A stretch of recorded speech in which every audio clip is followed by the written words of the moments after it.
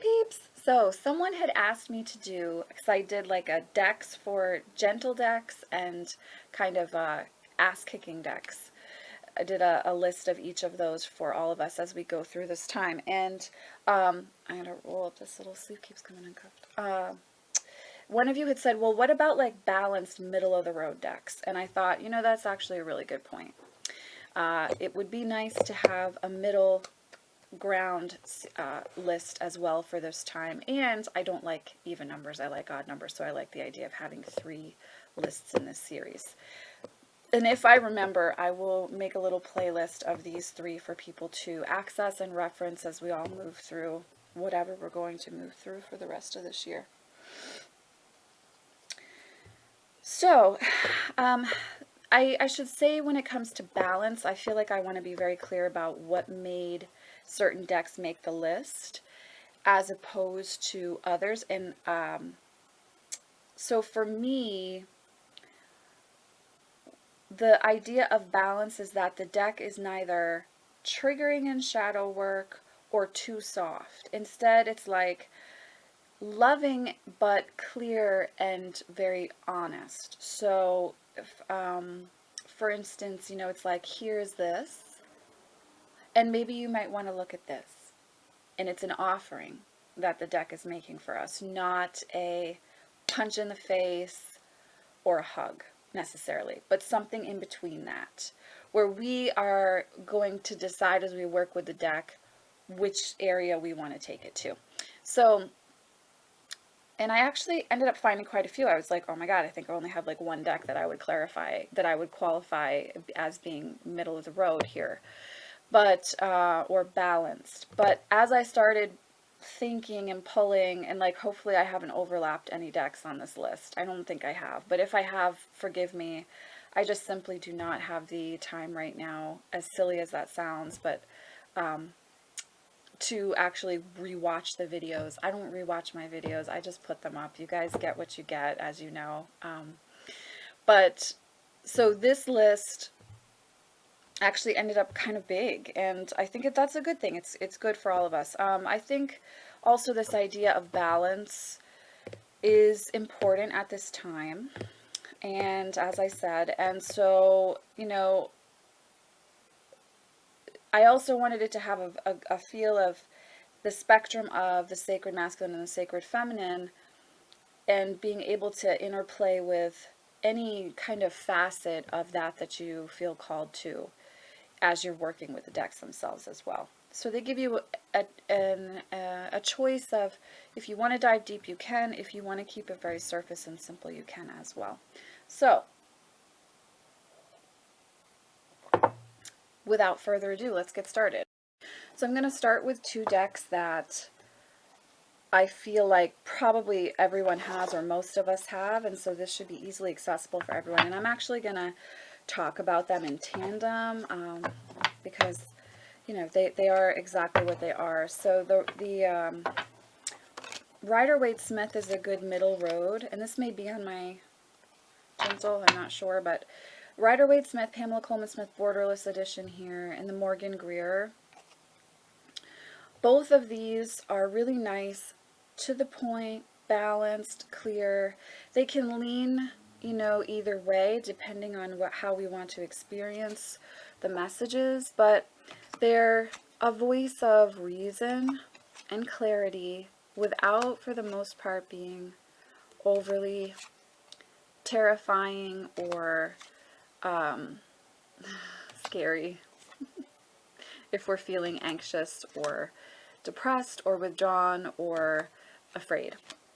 So they're going to give us some clarity and give us a chance to go deeper if we want to. And again, this is a Morgan Greer, in case you're brand spanking new to tarot.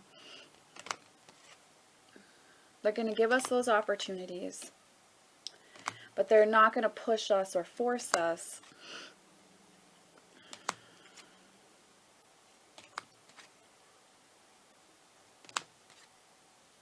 Sorry guys, my allergies are like kicking in, so my throat is super dry right now.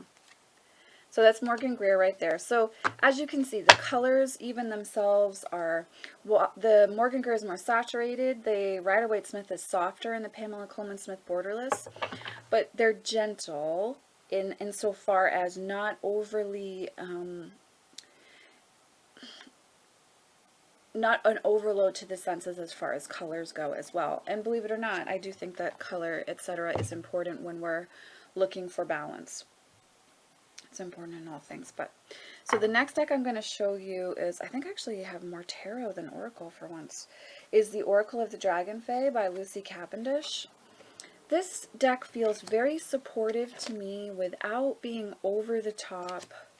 You know, it's not like your most passionate love affair that burns out after a few months. This deck is steady. She has a voice that is deep and kind of echoing without being too frightening. And she's kind and compassionate, but that does not mean that she is not very, that she is not also very, very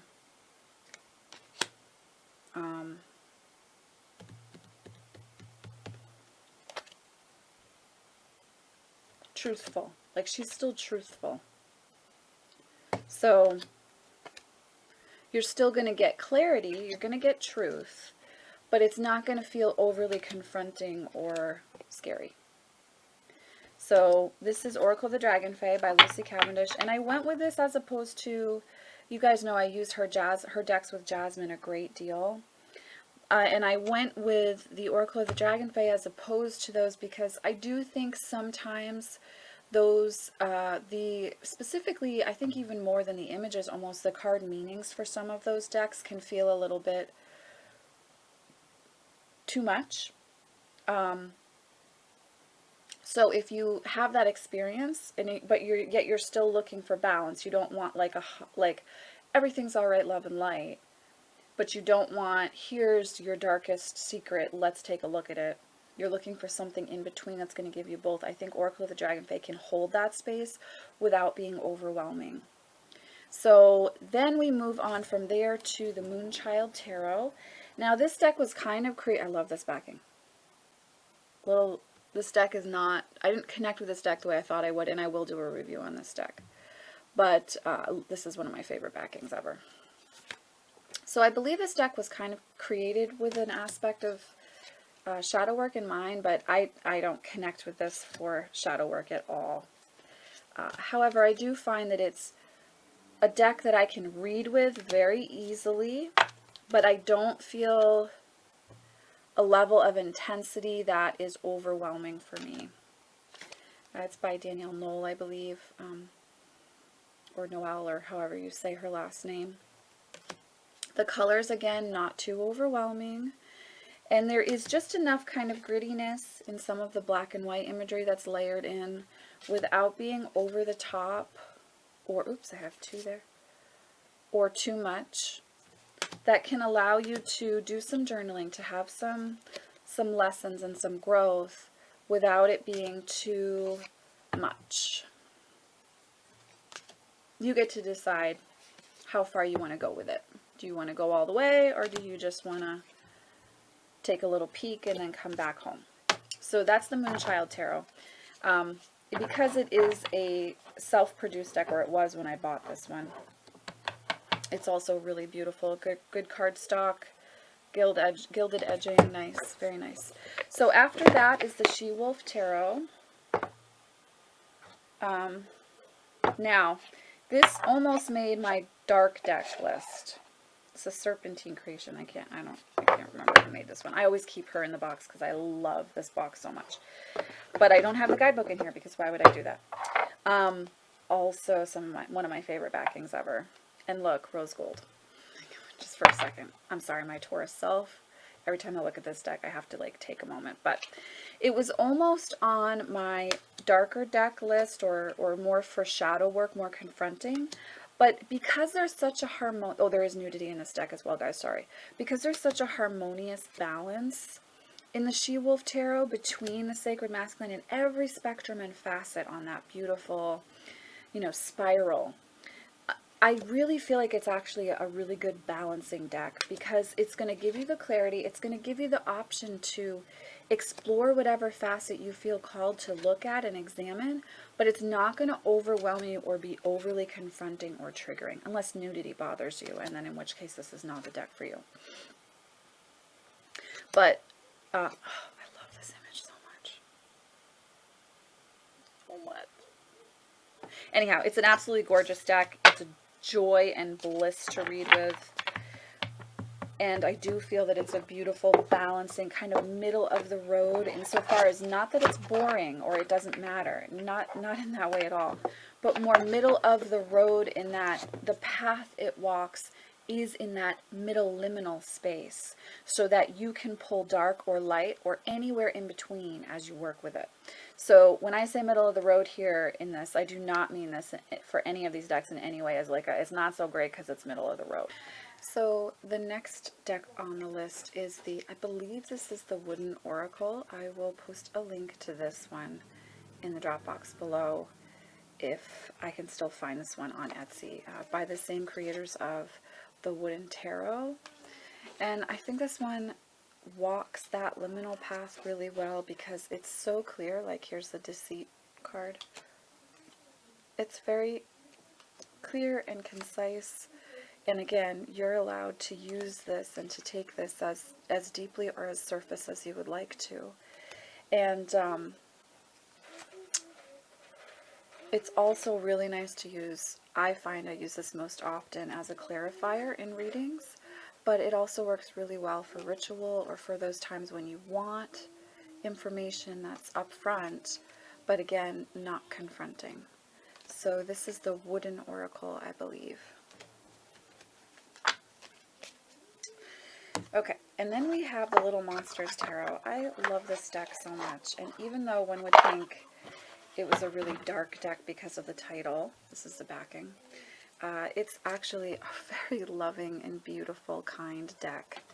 And I think it works well for, again, that liminal in-between space, that balance space between, you know, heavy and light or dark and light, or confronting and loving, or confronting and gentle, I should say, really well.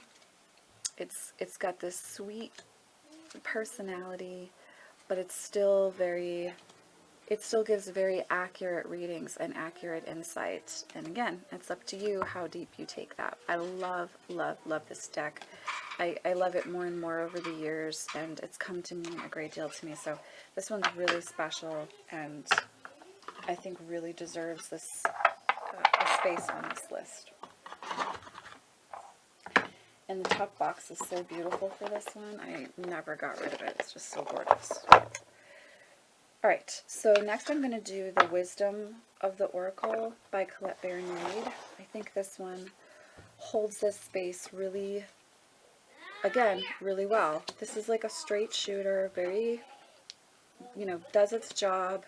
And it's up to you if you want to take it into, again, more serious side, you know, deep inner work, or more of a divinatory or, you know, short and sweet message. Totally up to you. This is by Colette Baron-Reid. It's a very easily accessible deck. If you're new to Oracle decks, you can definitely work with this and feel comfortable with it. It's kind of like a universal deck, like the Universal Rider-Waite-Smith. Like, I feel like no matter who you are, you can probably find a way to work with this and connect with it, and, you know, not feel scared or too intimidated by working with it. So that's the Wisdom of the Oracle. The Magic of You Oracle, while really focused on a pagan path, I think also walks this liminal space very well. And the artwork is really, really beautiful in this as well. So it's one that you can turn to in those times when you want something that's balanced, that's going to be kind but honest.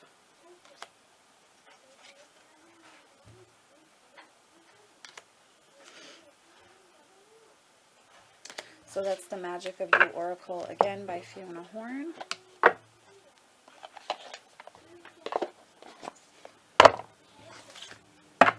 And then we have the Earth Oracle by Alana Fairchild. I feel like this is a deck which is a little less like, it's definitely not as provoking as Divine Circus. It still has very potent messages, but it manages to be a little bit more gentle than Divine Circus, or say, for some people, Sacred Rebels. I think this walks that liminal space beautifully and gives you a wealth of information in the guidebook, so you can really take a journey with this deck if you choose to. And it also allows you to connect with the energy of the earth and tribes who walk a path, or who did walk a path, civilizations, because it's got some Mayan, Aztec, various indigenous tribal peoples, their mythologies are present in here as well.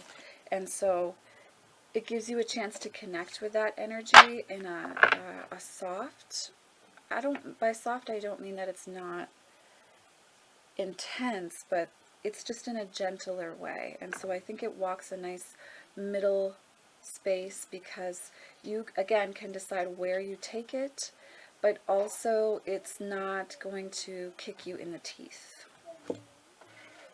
Okay, last deck. And this one was actually my first one when I thought for a moment, well, maybe I'm only going to have one on this list before I really got into it. And that's the Shadowscapes Tarot. I love this deck, and over the years I've come to love her more and more. And I think just the colors alone really allow you to take your time with this deck. And the guidebook as well is not too over the top, not too detailed, but it gives you meat to sink your teeth into. So it's a tarot deck where you can really, become best friends with her, but you're not being taken on a roller coaster ride every time you pull this deck out. So I think this is my number one choice. If you only had one here to work with, I would say I think the Shadowscapes Tarot really holds this liminal space very, very beautifully. So I would really encourage you to explore this one if you have to just choose one.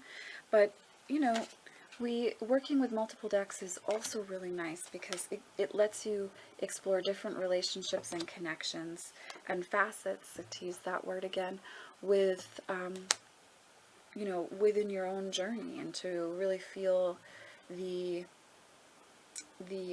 beauty of going all the way and only going to first base, right?